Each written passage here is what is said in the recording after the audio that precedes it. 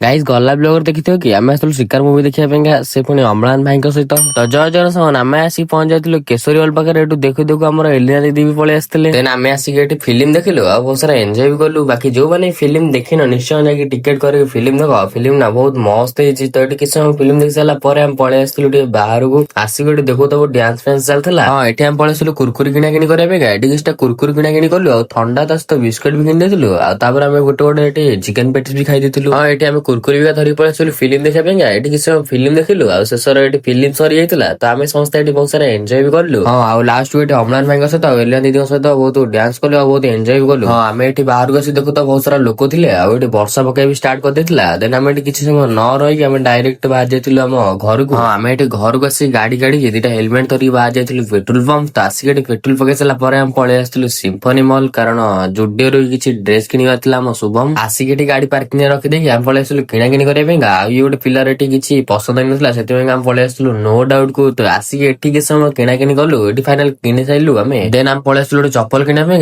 Club house କୁ। ସେଟା ପୁଣି ଇନଷ୍ଟାରୁ ଦେଖିକି। ହଁ ଆମେ ପୁଣି ଯେହେତୁ ଇନଷ୍ଟାଗ୍ରାମ ରେ ଭାଇଙ୍କ ପେଜ କୁ ଫଲୋ କରିଥିଲୁ ସେଥିପାଇଁ ଆମକୁ 10% ଅଫ୍ ମିଳିଯାଇଥିଲା।